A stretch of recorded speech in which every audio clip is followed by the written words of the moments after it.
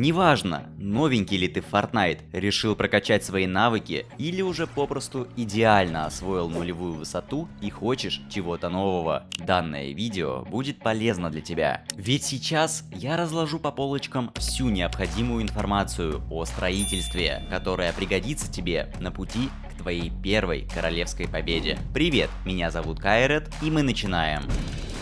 С самого релиза игры механика строительства была неизменной. 4 основных элемента, из которых можно построить все, что душе угодно. Дело лишь в твоей фантазии. Но как обернуть лестницу, стену, пирамидку и пол во что-то, что поможет тебе выигрывать сражения, да притом и делать это быстро? Хороший вопрос. Что ж, попробую дать на него хороший ответ. Важно понимать, что весь игровой мир Fortnite покрыт невидимой сеткой, служащей основой для строительства. Нельзя просто взять и поставить стенку по диагонали, например, только в рамках сетки. Если зайти на один из шаблонов острова в творческом режиме, то можно воочию увидеть эту сетку. Креатив, кстати, это самое лучшее место для практики, ведь здесь есть бесконечные ресурсы, неограниченное время, и тебе никто не помешает. В обычном матче ресурсы надо добывать единственным оружием, которое всегда при тебе. Благо, на острове сломать можно практически все, и это все принесет тебе заветные материалы. Они делятся на 3 вида. Дерево – самый ненадежный, но легко добываемый материал. Кирпич – золотая середина между прочностью и сложностью добычи. И металл. Строение из него получается самыми непробиваемыми, но их полная постройка занимает больше всего времени. Сменить материал можно на правую кнопку мыши, когда вы находитесь в режиме строительства. Но что по другим настройкам? Конечно, для каждого человека привязка клавиш будет отличаться. Сейчас на экране вы видите настройки многих проигроков, а также мои личные настройки, которые, возможно, кому-то будут удобны. Но не думайте, что если вы поставите настройки чемпиона мира, то станете строиться как он. Нет, у него за плечами годы усердных тренировок, и вам тоже предстоит уделить какое-то время поиску идеальных для себя настроек, а также на привыкание к ним. Стоит также упомянуть другие настройки, которые понадобятся вам для красивой и комфортной игры. Редактирование здания нужно привязать к какой-то близкой клавише, потому что хорошему игроку редакт нужен постоянно. Также во второй столбец советую назначить прокрутку колесика мыши вниз. И то же самое надо сделать со сбросом редактирования постройки. Потом объясню зачем. Переключение быстрой панели тоже лучше привязать куда-то поблизости. Данная кнопка переключает вас между режимами стрельбы и стройки. Чаще всего лично я использую данную кнопку именно для выхода из режима стройки, потому что вход осуществляется при нажатии любой привязанной к постройкам клавиши. В третьей вкладке в панели строительства есть 4 важные настройки. Сброс вариантов в целом можно оставить как есть, тут как кому удобнее. Предварительное редактирование отвечает за возможность изменить схему поставленного элемента. Так, например, можно всегда строиться сразу с окном в стенке, что не очень полезно. Ну а турбостроительство надо обязательно включить. С ним вам не нужно прокликивать мышкой каждое строение, достаточно просто зажать кнопку. С последним параметром нужно будет проработать в будущем, когда у вас уже будет достаточно опыта. А сейчас самый простой вариант – последний. Работает он так. Для применения отредактированных изменений вам достаточно просто отпустить кнопку мыши. Отлично, с настройками покончено. Но вот строиться мы все еще не научились. Да, кстати, а для чего вообще нужна стройка? Первое, что приходит в голову – закрыться от вражеских пуль. Тогда давайте возведем свой первый бокс – коробку. Достаточно 4 стенок и крыши. Также можно добавить пирамидку сверху для дополнительного слоя защиты. Пусть это и будет вашим первым упражнением. Потренируйтесь делать коробку быстро, а главное – безошибочно. Во время первых попыток важно заложить основу. Не стоит бездумно тыкать кнопки, лишь бы сделать побыстрее. Так, отлично, мы восстановили здоровье, хотим выйти из созданного домика. Но как нам это сделать? Новичок бы начал просто проламывать себе путь наружу.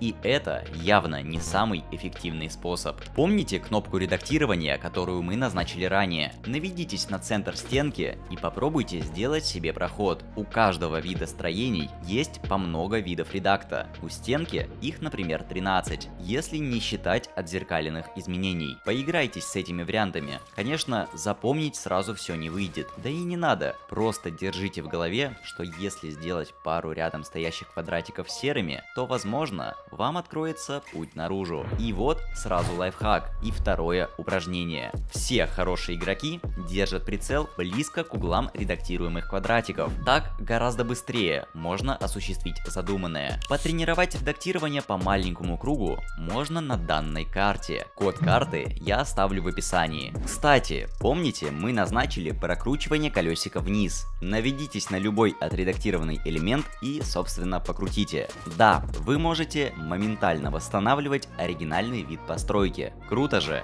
Знаете, что еще круто? Когда десятки часов, потраченных на создание видео, окупают себя через ваши лайки, комментарии и подписки. Так что, если ты не хочешь пропустить качественный контент, прошу подписаться на мой канал. Давай добьем 25 тысяч до конца лета. Ну что, переходим ко второй функции построек. Строительстве вверх, чтобы получить преимущество или забраться на гору. В момент сражений наличие у вас хайграунда может сыграть критическую роль. Ваша модель персонажа в разы меньше открыта, а противник открыт полностью. Соответственно, у вас больше шансов победить. Но как быстро занимать ХГ? Когда-то на заре Fortnite были созданы 90-е. What's a 90? So if they're, building up with you, Yeah. you just What build the like, you can hell do that. was that? Назван так этот способ строительства из-за постоянного поворота на 90 градусов. Чтобы повторить данную технику, вы можете найти миллион обучалок на ютубе. Я же просто скажу, что сейчас 90-е уже не слишком часто используются игроками. Строиться вверх чревато получением урона от падения. Так что просто выучите 90-е как дань уважения алдам. Ведь каждый фортнайтер начинал обучение именно с этого. И пусть отработка 90-х станет вашим третьим упражнением. Кроме 90-х, нужно также научиться строиться вверх другим способом. Укрепленной рампой. Почему укрепленный? Да потому что иначе вас очень легко сломать, и вы просто разобьетесь. Итак, ставим лестницу, затем стенку, пол и так по кругу. Следите за тем, куда направлен ваш прицел, потому что от этого зависит то, куда проставится каждый элемент.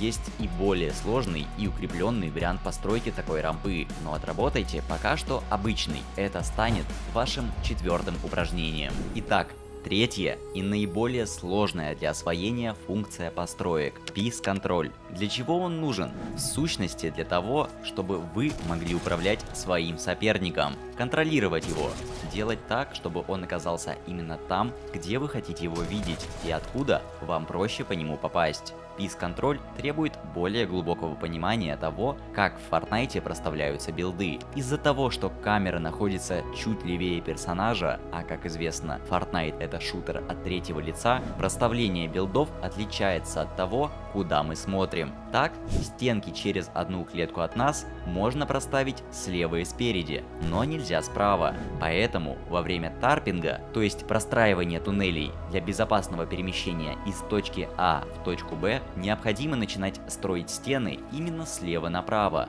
а не наоборот. От точки, куда вы смотрите, зависит очень многое. Если выше головы, то пол станет потолком. Если ниже, соответственно, останется полом. Если смотреть прямо вперед со стенкой в руках и при этом находиться практически на стыке сетки, то стена будет проставлена на следующем стыке. Но если опустить взгляд вниз или поднять вверх, вы заметите, что сооружение построится прямо вплотную с вами. Самый первый уровень Peace-контроля был создан примерно в одно время с 90-ми. Накрыть противника конусом, чтобы остановить его движение вверх. Такое простое и эффективное действие заложило начало билдфайтов, и я считаю, что если основы выучены и стали вам понятны, то вам нужно получать опыт в реальном бою с другим человеком. И именно поэтому тренировка билдфайтов станет вашим пятым и финальным упражнением. Заходите на любую карту 1 на 1, начинаете сражение, а там уже все зависит от вас.